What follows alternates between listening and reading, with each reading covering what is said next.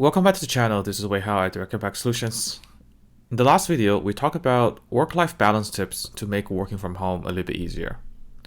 In this video, I will address the second challenge I had, communication.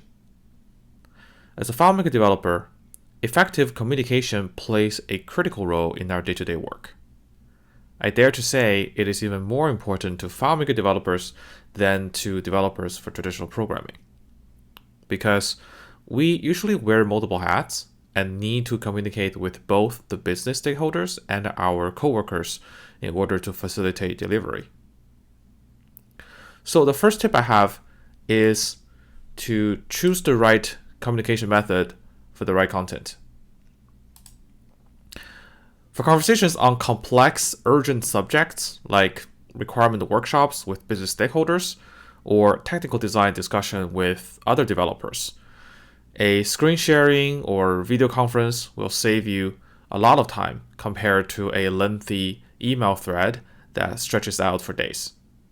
On the other hand, use asynchronous communication like emails or messages for less urgent, less complex subjects would create less interruption and allow us to focus more and do more deep work.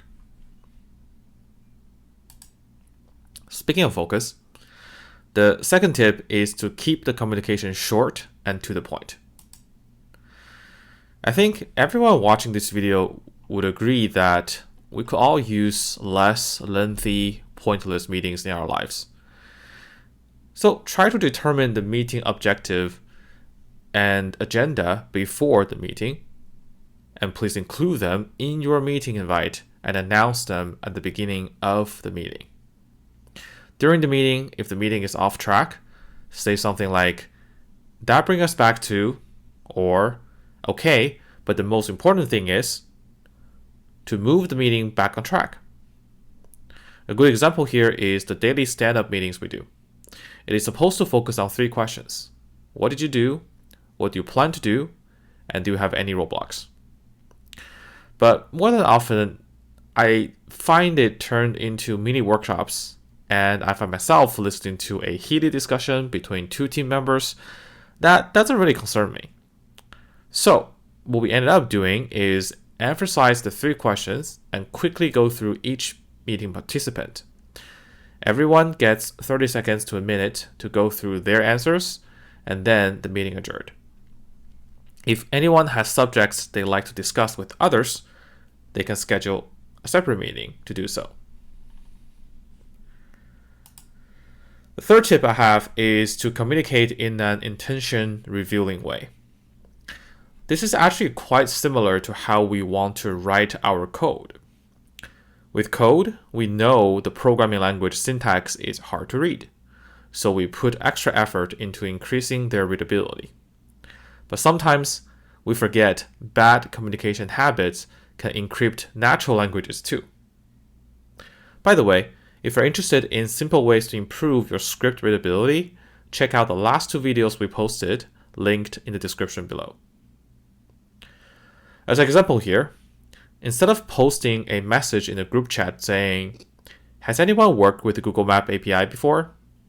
Say, "I'm looking for someone to do a feasibility study for a client that wants to integrate their FileMaker Pro with Google Map to calculate the shortest route for their delivery trucks." Another example here is, say when you are asking someone to take action through emails, you can put the action needed in the email subject, like "want to schedule a meeting to verify requirements," or "need this document signed by the end of Tuesday." These subjects pretty much summarize the intention of your email and will stand out in the recipient's mailbox to get their attention. This way of communication reduces the amount of back and forth and guessing involved, and it simply gets things done faster.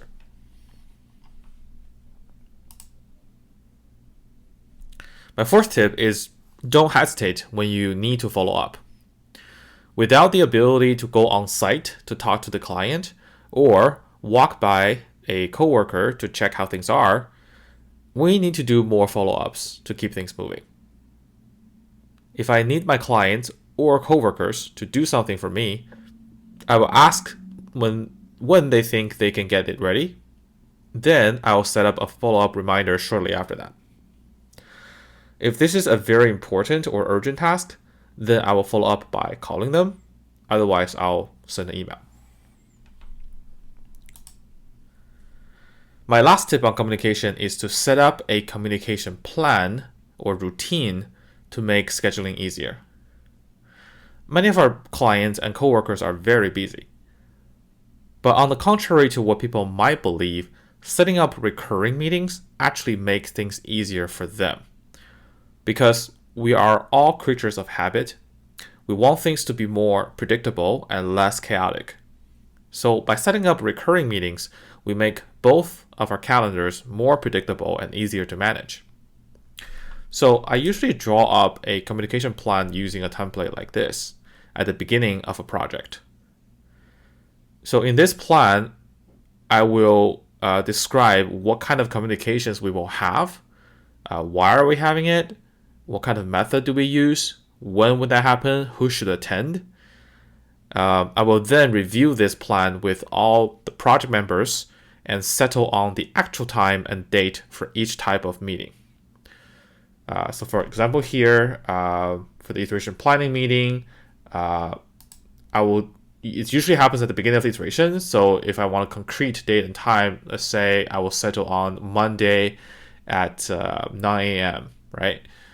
So once all those details are done, I will then send out a recurring meeting invite based on this agreed upon communication plan to put everything on people's calendar. You know what they say, if it's not in your calendar, it doesn't exist. So after adopting and practicing these tips in my own communication, I find myself communicating more effectively with my clients and my coworkers. And I hope they can be useful to you too. If you like this video, don't forget to hit the like button and subscribe to the channel. We publish FileMaker videos every week. Thanks for watching. I'll see you next time.